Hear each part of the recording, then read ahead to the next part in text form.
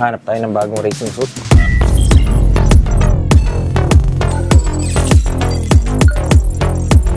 Ito yung pang beginner suit ng RST. Actually, itong RST brand mga kitipais, nakilala ko to dahil sa Isle of Man eh. Kung fanatic kayo ng Isle of Man o nanonood kayo ng mga Isle of Man, makikita nyo sa bawat dash ng camera, puro sponsor ng RST. At itong brand na to is a British brand. Ito yung S1. Ito yung beginner racing suit ng RST. Okay din eh. Actually, tignan nyo yung pagka-leather nito. Ang lambot eh. Yung leather na hindi nyo na kailangan i-break in. Magkano to? 26,000. Itong Pro Series, ito yung mid-range ng RST. Ganda ng puti, no? Tumingin lang eh.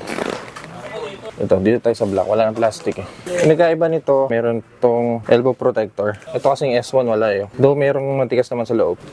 Parang trip ko to. Magkano to? 36K. Tapos ito yung top of the line. Ito yung kangaroo nila. Makikita nyo yung pagka-leather nito. Ganda, no? Evo Kangaroo men's leather suit na 48,000. Pero sobrang ganda nito mga kitipais. Grabe tong suit na to. Sukat nga tayo ng suit. Ito ay size 14 UK. Itong RST mga kitipais, kahit maliit yung size, pwede sa mga malalaking tao eh. Palagay nyo.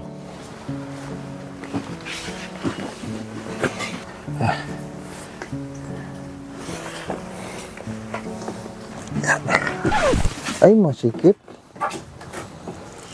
Masikip sa legs, bro. Ito yung binigay mo eh. Subukan natin to. Ito medium to eh. Ganda rin, oh. Ito yung tsura ng loob.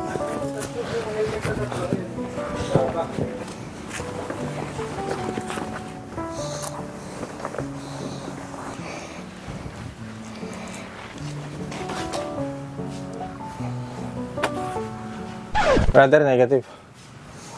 Negative pa rin? Gusto mo doon na tayo mag-try sa XL agad?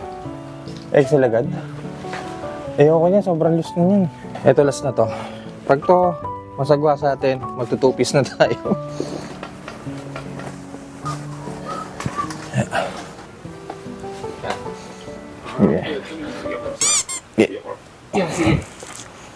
Negative, bro. Mukhang suko tayo sa mga full suit mga kitipais. Meron naman ditong 2-piece suit. Hindi naman tayo magko-professional race.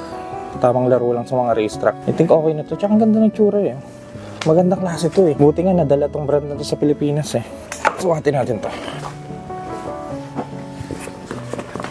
Pwede nyo naman tanggal ito kung mainit. Walang back protector. Alam ko, bibilan pa yata yan. Bibilan pa siya. May abang naman. At least ito madaling suotin, di ba? Diba, pang casual lang, weekend ride. Kung gusto nyo mag-race track, pwede din. Back protector lang, bibili tayo ng extra. Okay to, gusto ko to. Meron din silang pants. Same material tulad ng jacket na sinuot natin. Mas madaling suotin.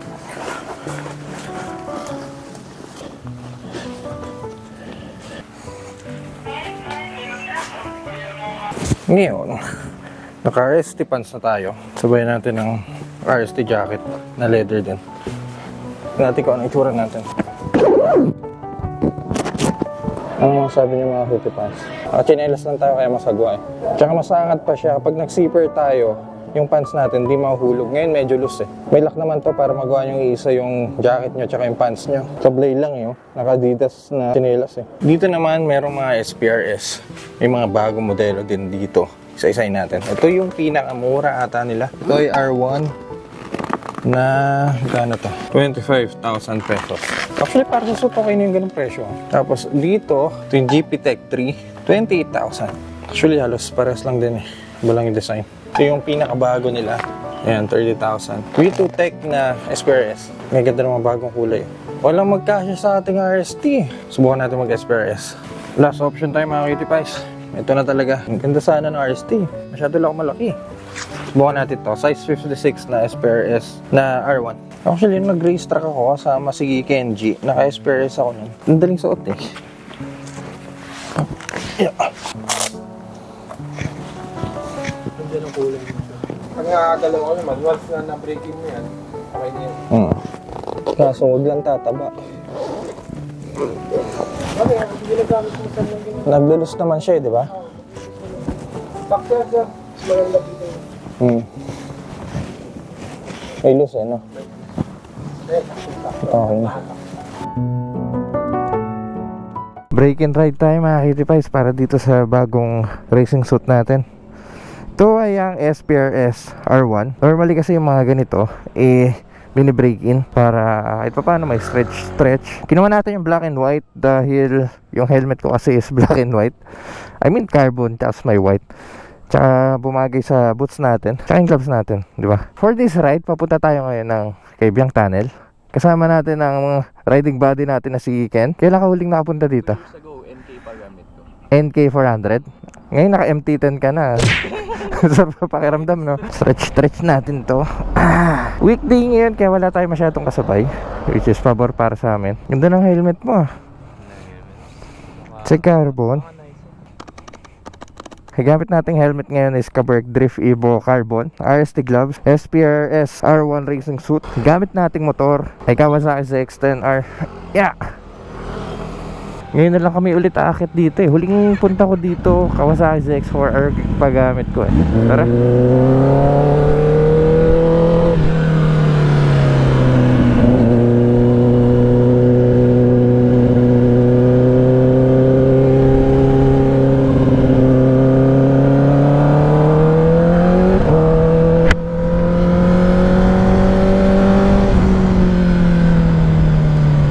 Dito sa Kabyang, ito ang unang lugar na nakapagmamulat sa akin para magmotor eh.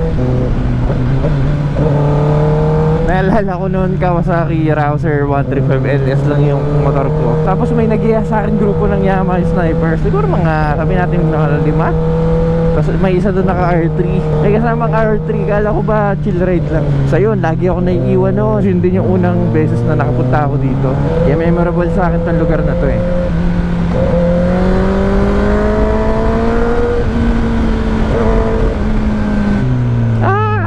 Chicken.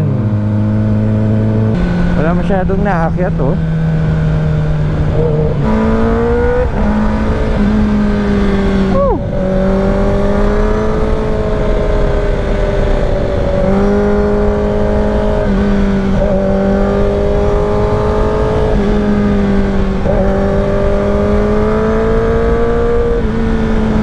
Itong ride natin na to, chill ride lang tayo dahil ang goal natin eh ma-break-in lang tong suot natin.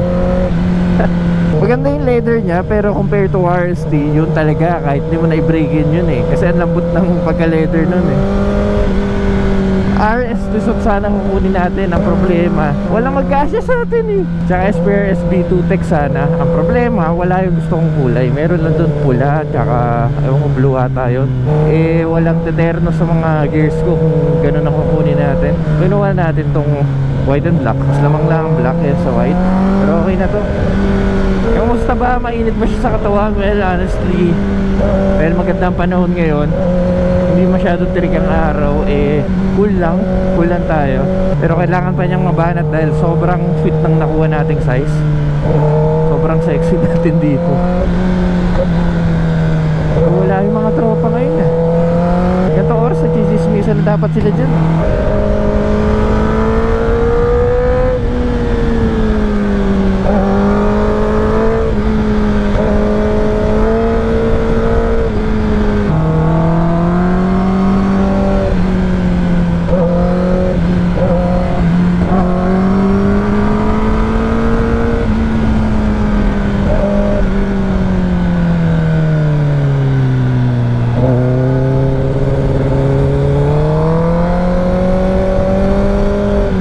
Sarap ah. Ngayon na lang ulit ako nakapag-ride ng ganito ah. Tsaka napapunta tayo dito sa Kabyang kasi request ni Kento eh. Tagal niya daw hindi nakapunta.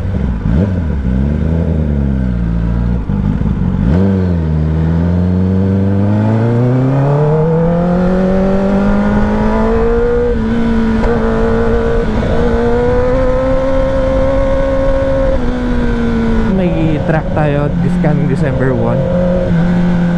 Kailangan natin ng bagong racing suit kaya napakuha tayo.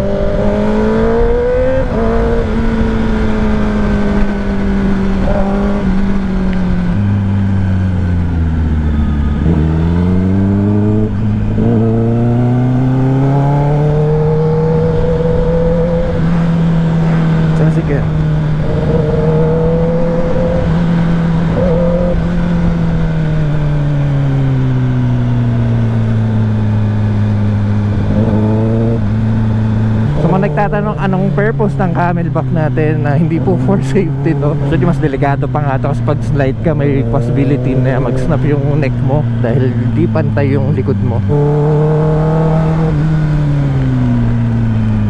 Lobster for sale!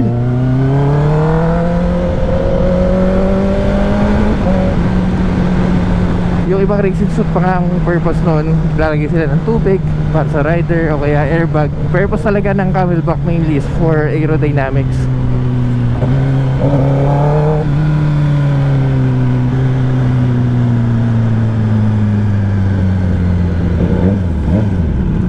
Nakakamiss din eh.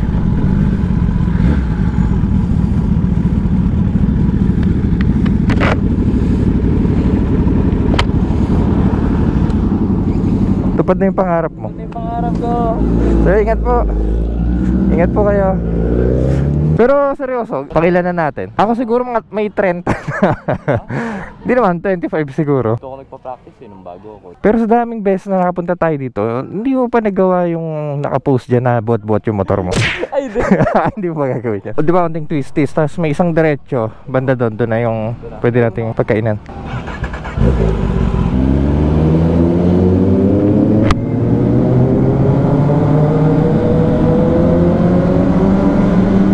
Dati mahilig pa ako bumomba dito sa loob ng tunnel eh.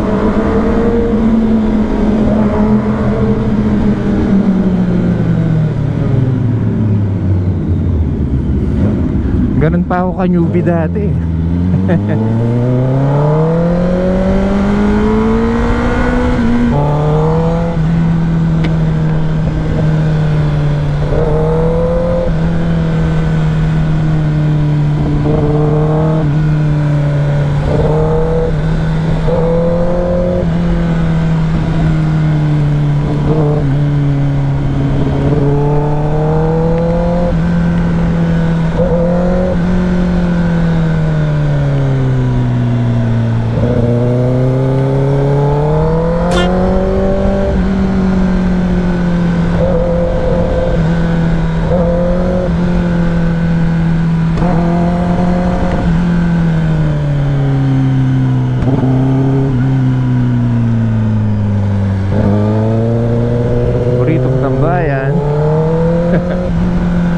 Pa rin ang Kaibiyang, no?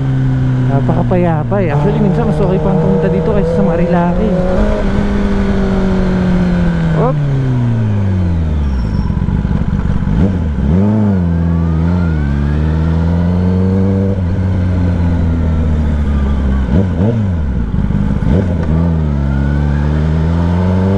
Grabe naman to. Ingat lang at yung mga ganyan daan, no? Pero dito lang naman ata sa part na to. Di ba wala na?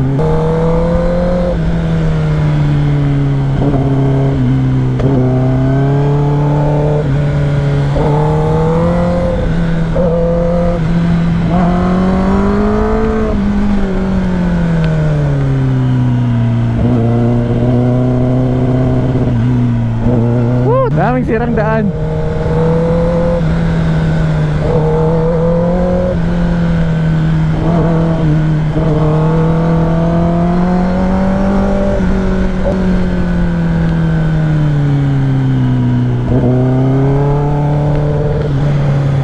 Saan na yung kasama ko?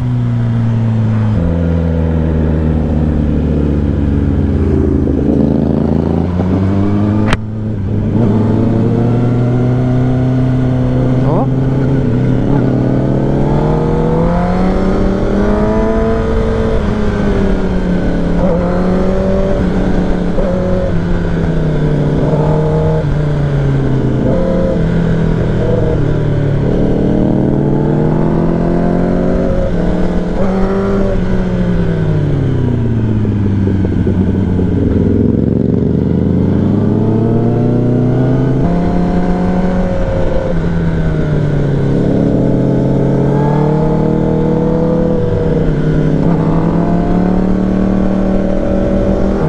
Dito sa Kaibiyang, ingat kayo sa daan. Ah!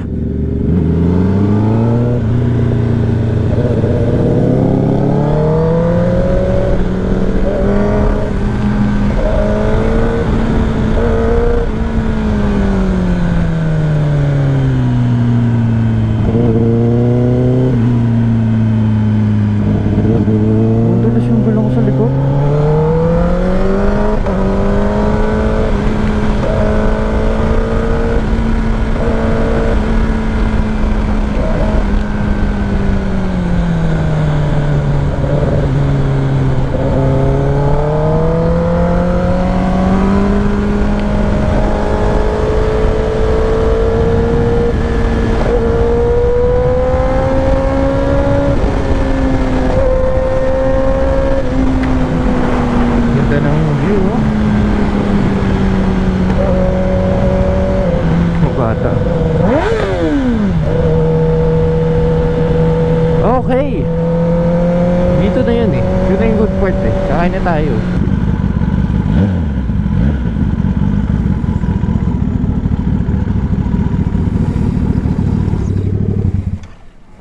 Yung ano, no? Kalsada. Dulas, no? Top si gaming muna kami mga kitipans. Ganda na tunog ng motor natin. No. Sa'yo medyo busy. Sa'yo yung dulo, parang kumbaga mga tenor. Akin, ano, bass. Parang OG tsaka Regine. Tara!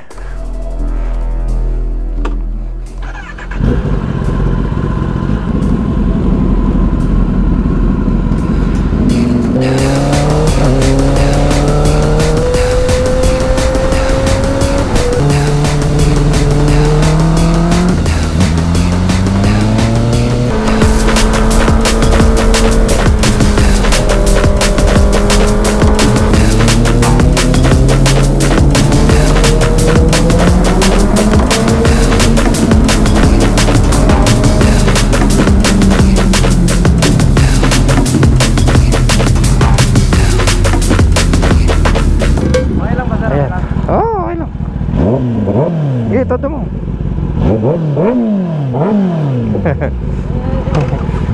Tulong daw kami dito.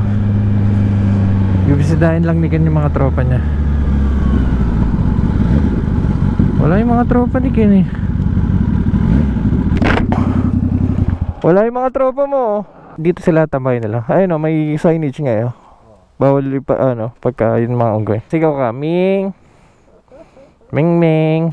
Ito guys, that's our ride for today. Abangan nyo soon, gagawa ng bagong channel to si Ken. So supportan nyo ako guys sa mga technical naman siya. Kung gusto nyong malaman mga technical na dapat nyong gawin sa motor nyo, abangan nyo yung channel niya. At kung gusto nyong kumuha ng SPRS na racing suit, RST o kung ano pang racing suit, pumunta lang kayo sa Sec Moto Supply main branch Caloocan. Napakaraming pagpipilian. Kaya mga kitipais, kung nag-enjoy kayo sa video na to, kindly leave a like. At kung mahilig kayo sa mga ganitong content, huwag kayong mag-alala dahil nasa tamang channel kayo. So make sure to press that subscribe button dyan sa baba. Kaya mga kitipais, babati na kami at see you sa next content.